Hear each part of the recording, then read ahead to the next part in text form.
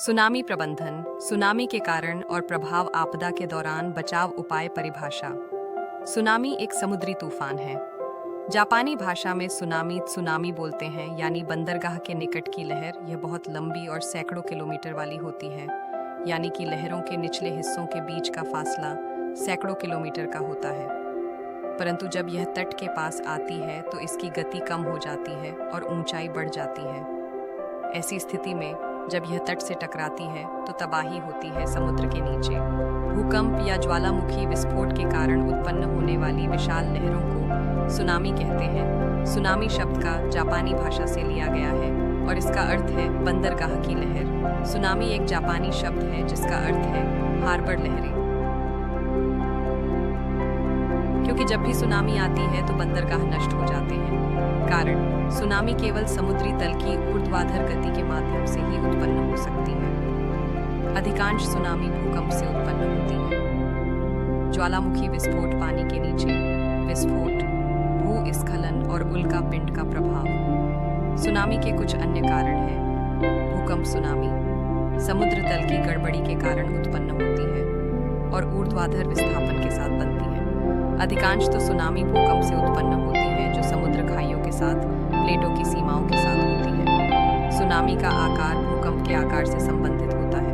पानी के अंदर में विस्फोट। अमेरिका द्वारा किए गए परमाणु परीक्षण से 1940 और 1950 के दशक में मार्शल डी में सुनामी उत्पन्न हुई। ज्वालामुखी विस्फोट, तटीय जल के किनारे होने वाले ज्वालामुखी कई प्रभाव पैदा कर सकते हैं जो सुनामी का कारण बन सकते हैं।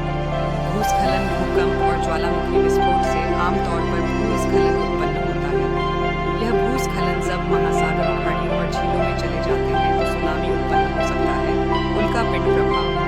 हालांकि उल्का पिंड के प्रभाव से सुनामी उत्पन्न होने का कोई ऐतिहासिक उदाहरण नहीं है, लेकिन लगभग 5 मिलियन वर्ष पहले उल्का पिंड के प्रभाव से सुनामी उत्पन्न हुई थी, जिसके कारण मेक्सिको और संयुक्त राष्ट्र अमेरिका की खाड़ी तट पर तलछट जमा हो गए थे। सुरक्षा के उपाय। सुनामी चेतावनी तंत्र, सुनामी वार्निंग सिस्टम पर विशेष ध्यान दें तथा मौसम से संबंधित खबरें सुनते रहें। समुद्रीय तटवर्ती इलाकों से नगर तथा बस्ती दूर तथा ऊंचाई पर बसाए। पशु पक्षियों की गतिविधियों पर ध्यान दें। दूर पानी की उल्लेखनीय कमी। समुद्र से दूर रहे, अंतर्देशीय या ऊंची भूमि पर चले जाएं और वहीं रहें। समुद्र तल से 100 फीट ऊपर या 1 मील अंदर की ओर सुरक्षित स्थान पर जाएं। निकासी का अभ्यास करें। समुद्र तटवर्ती इलाकों से नगर और बस्तियां दूर और ऊंचाई पर बताएं। तटों पर सघन वृक्षारोपण करें। तटीय जल की गति पर ध्यान दें। आपके घर, स्कूल, कार्यालय या किसी अन्य स्थान से किसी मार्ग की योजना बनाए जा सकते हैं जहां सुनामी का खतरा हो सकता है या संभव हो तो समुद्र तल से ऊंचाई 30 मील होने के स्थान चुनें या समुद्र तल से दूर 3 किलोमीटर की दूरी पर अंतर्देशीय क्षेत्र में जाएं। गैस और बिजली पानी बंद कर दें और तुरंत ऊंची जगह पर चले जाएं। सुनामी के बाद लोगों की जान बचाने के लिए आपातकालीन सेवा द्वारा किए गए प्रयास आपदा के प्रति एक बहुत बड़ी प्रत्यक्ष प्रक्रिया है। कोई भी आपदा से पहले की गई अदृश्य तैयारी है जो मृत्यु दर को कम करने में सबसे अधिक सहायक हो सकती है। आपदा से पहले समुदाय को तैयार करना महत्वपूर्ण है। लोगों को पहले यह चेतावनी दी जाए कि और उन्हें बताया जा सके। 1 है, सुनामी के बाद क्या करना चाहिए। अधिक लचीला बुनियादी ढांचा तैयार करना की तैयारी की एक और कुंजी है। जापान में जो बार-बार बड़े भूकंप और सुनामी से प्रभावित हुए हैं, अधिक व्यापक रूप से यह स्थिति की आपदाएं परिवर्तन और नवीनीकरण के अवसर का प्रतिनिधित्व कर सकती हैं। जापान के टोक्यो को एक नगर आधुनिक शहर के रूप में पुनर्निर्माण करने के अवसर के रूप में देखा गया था। बुनियादी ढांचे में सुधार सुनिश्चित करने के लिए यहाँ 3 तरीके दिए गए हैं ताकि अगली बार सुनामी आने पर कम जनहानि हो। स्थान सबसे महत्वपूर्ण बात जो आप कर सकते हैं वह है तटीय सेटबैक भी नियमों को लागू करके हवाई अड्डों और समुद्र तट के बीच दूरी बनाए रखना।